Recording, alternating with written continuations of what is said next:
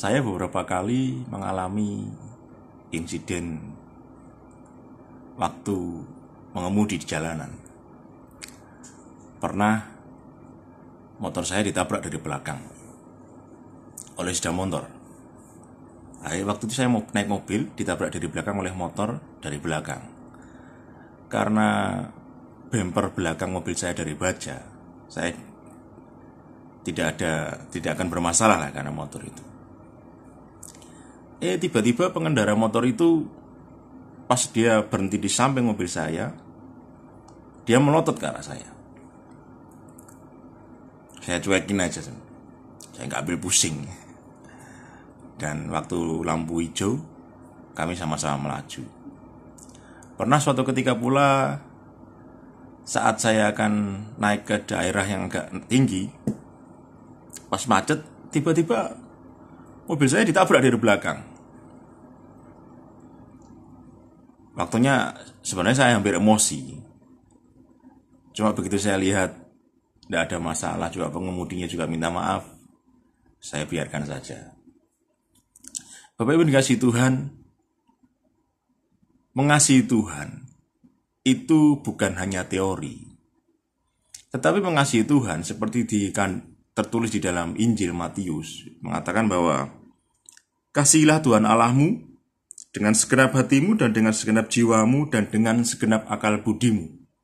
Itu merupakan satu tuntutan bagi pengikut Yesus Kristus untuk mengasihi Tuhan. Itu bukan hanya di mulut saja, bukan hanya satu pengakuan, tetapi mengasihi Tuhan yang dimaksud di dalam kitab Matius, di dalam Injil Matius ini, Matius 22 ayat 37, itu merupakan satu aksi yang harus dinyatakan dalam kehidupan sehari-hari. Jiwa, hati, dan akal budi itu merupakan satu kesatuan, merupakan satu bentuk pernyataan di dalam kehidupan kita sehari-hari, bahwa di dalam pikiran kita, di dalam jiwa kita, dan di dalam tindakan kita sehari-hari, mengasihi itu merupakan suatu hal yang wajib dilakukan. Bukannya teori, bukannya slogan dari orang-orang Kristen, hanya slogan di dalam khotbah semata. Bukan hanya slogan di dalam khotbah-khotbah mimbar bahwa orang Kristen harus mengasihi. Kalau kita melihat dalam contoh yang saya alami tadi, sebenarnya normal saya emosi. Karena dari posisi saya dalam keadaan berhenti kemudian ditabrak. Tetapi ketika kita ingat bahwa kita adalah saksi Kristus di dunia, yang tindakan-tindakan kita seharusnya itu mencerminkan perbuatan sebagai pengikut Kristus. Pernyataan-pernyataan Kristus di dalam kitab Injil, di dalam Alkitab ini merupakan satu perintah wajib yang harus kita laksanakan dalam kehidupan sehari-hari. Bukan hanya slogan, bukan hanya pedoman dalam Kristen saja, bukan hanya sekedar simpan di hati, tetapi harus direnungkan di dalam pemikiran kita, disimpan hati kita, direnungkan dalam pemikiran, dan dilaksanakan dalam kehidupan sehari-hari.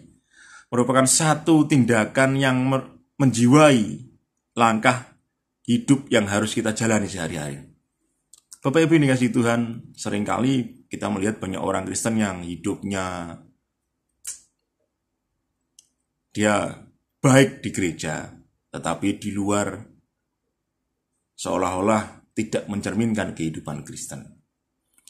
Dia baik di dalam kehidupan gereja, tetapi tidak mempunyai hubungan yang baik dengan tetangga sekitar. Atau mungkin banyak pula orang Kristen yang datang ke gereja hanya berniat untuk mengerumpi kiri kanan, mempergunjingkan jemaat, mempergunjingkan pendetanya, gembalanya, yang akhirnya dia sendiri ketika mendapatkan satu masalah dan mudah pindah dari gereja tersebut, atau bahkan mudah untuk lock out dari kepercayaannya, dari imannya, kemudian login ke kepercayaan yang lain.